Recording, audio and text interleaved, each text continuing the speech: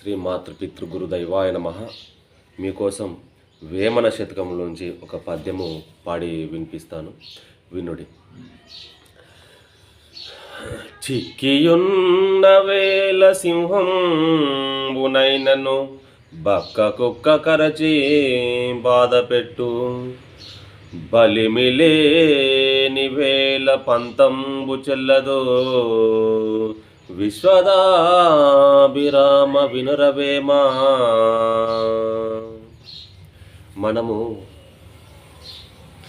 ఆకలితో ఉన్నప్పుడు కానీ, ఒక బాధతో ఉన్నప్పుడు కానీ, రోగముతో మంచాల పడ్డప్పుడు కానీ, మన మీదికి బలము లేనివారు మన మీద విరుచుకు పడుతూ ఉంటారు.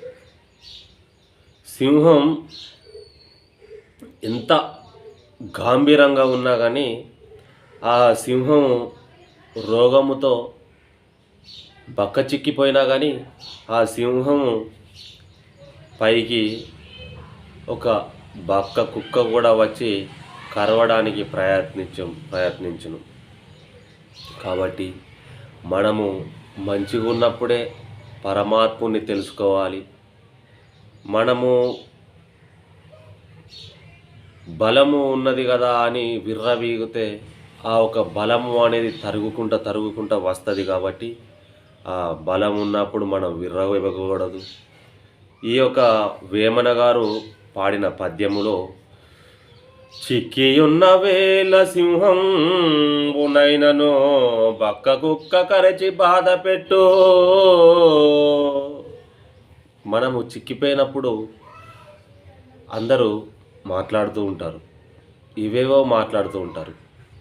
మన దగ్గర డబ్బు ఉన్నంతసేపు ఎవరు మన జోలికి రారు.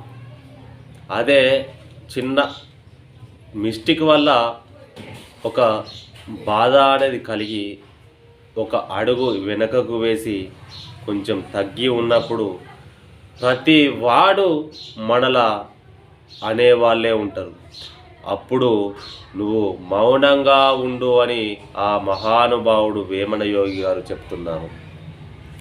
మనము బక్క చిక్కిపోయాము కదా, వారితోటి వాదన పెట్టుకుంటే ఇంకా లోతుకు పడిపోతామని ఈ యొక్క వేమన పద్యము. బలిమిలేని వేల పంతంబో చెల్లదు. మన దగ్గర బలం లేనప్పుడు పంతానికి పోతే చెల్లదు. అందుకొరకే ఒక అడుగు వెనకకు వేసి ఉండు.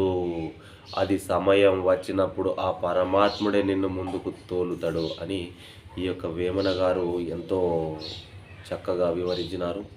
ఇలాంటి పద్యములు మరి మనం నేర్చుకోవాలి, పిల్లలకు కూడా నేర్పాలి. మన దగ్గర సత్తా లేనప్పుడు ఎవరి జోలికి పోకుండా, ఎవరిని మందలియకుండా మన పనేదో మనం చేసుకుంటూ ఉంటే ఆ ఒక మహానీయుడే, ఈ యొక్క మహానుభావుడు నాకంటే గొప్పవాడు అని ఆ పరమాత్ముడే అనుకుంటాడు. కాబట్టి మన దగ్గర ఈ పరమాత్మ స్వరూపం ఉన్నది. కాబట్టి ఈ పరమాత్ముడు నాలోనే ఉన్నాడు అనే ఒక భ్రమ కాదు, నిజముతోటి ఉండాలి. అది భ్రమ అనేది తెలియని వాడు అనుకుంటాడు, కానీ మనము తెలిసి భ్రమ అనుకోకూడదు. ఎందుకంటే పరమాత్ముడు మనలో దాగి ఉన్నాడు, వానిలో దాగి ఉన్నాడు. కాబట్టి ఎవరిని తోటి మనకు సంబంధం లేదు. తల్లి గర్భములోంచి ధనము తేలేదేవాడు, తరలిపోయేనాడు వెంట రాదు అని పద్యాలు ఎన్నో విని ఉంటూనే ఉంటాం. నిజానికి మనం విన్నా వినకపోయినా ఇది మాత్రం నిజం. ఎందుకంటే మనం చూస్తున్నాం. సరే, ఈ యొక్క వేమన గారు పద్యాన్ని ఇలా రాసిండు కావచ్చు, తల్లి గర్భము నుండి ధనము దేడెవడు, తల్లిపోయడినాడు వెంటరాదు అని ఇలా రాసిండు కావచ్చు. కానీ అది నిజం. మనం చూస్తున్నాము కదా. ఇప్పుడు మన పిల్లలైనా మనమైనా కానీ ఏం పట్టుకొచ్చాము? ఈ యొక్క కండ ఎముకల గాలి కొంపొర గవ్వకు గొరగదు ఓరన్న ఈ యొక్క శరీరాన్ని మాత్రమే పట్టుకొచ్చినాం. కానీ ఇంకా వేరే ఏం పట్టుకొచ్చినాం? ఏమి పట్టుకురాలే. మన చేతిలో అరిచేతుల గీతలు చూయించుకొని మనము బాధపడడం కాదు, అరచేతిలో గీతలు అనేటి పిరికిడి ఇలా పట్టుకున్నది, తల్లి గర్భంలో పిరికిడి ఇలా పట్టుకున్నప్పుడు ఆ ఒక ముడతలు పడిన శరీరానికి ఈ యొక్క ఆ విధానంగానే బయటికి వచ్చిన తర్వాత ఈ యొక్క చేతికి గీతలు వచ్చినాయి. ఏలు ఇలా మలిగినప్పుడు ఇక్కడ గీతలు లేకపోతే, ఇక్కడ కండ, ఇక్కడ కీలు లేకపోతే నీకు ఏలు ఎలా మలుగుతుంది? ఈ కీలు ఎలా మలుగుతుంది? ఇక్కడ ఈ కాటు ఉంటుంది. ఈ కాటును చూసి అన్నం ఇంతున్నది, నీకు బువ్వ ఇంతున్నది, నీకు ఆస్తి ఇంతున్నది అని మానవునికి చెప్పిన తర్వాత మరి అందరూ ఎందుకు బిల్డింగ్ల మీద బిల్డింగ్లు ఎందుకు కడతలేరు? పేదవాడి లెక్కనే ఎందుకుంటాడు? ఇది గ్రహించుకోవాలి ప్రతి ఒక్క మానవుడు. పరమాత్మ స్వరూపాన్ని తెలుసుకునే మార్గం చేయాలి, కానీ నీకు ఈ బిల్డింగ్ ఉన్నది, ఆ బిల్డింగ్ ఉన్నదని కాదు. పరమాత్మ స్వరూపాన్ని నీ లోపల, కంటి లోపల దాగి ఉన్నది. ఆ స్వరూపం చూసే దృశ్యం అయితే ఏది ఉన్నదో అదే పరమాత్మ స్వరూపం. దానిని తెలుసుకోవాలి, కానీ పరమాత్ముడు ఎక్కడ ఉన్నాడు అనే పిచ్చి ప్రశ్నలు వేసుకోకూడదు.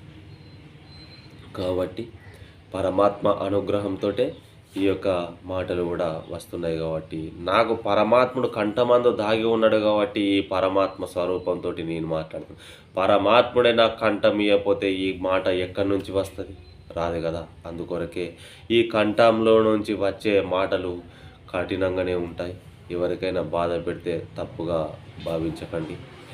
నాతోటి శ్రేయోభిలాషులు, నా మిత్రులందరికీ, నా యూట్యూబ్లో ఉన్న మిత్రులందరికీ, నా ఈ వీడియోలు చూస్తున్న ప్రతి ఒక్కరికి పేరున హృదయపూర్వక నమస్కారాలు. గురువులు, గురు శిష్యులు, నాతోటి శ్రేయోభిలాషులందరికీ పేరున హృదయపూర్వక నమస్కారాలు. జై సద్గురు ప్రభు మహారాజ్కి జై.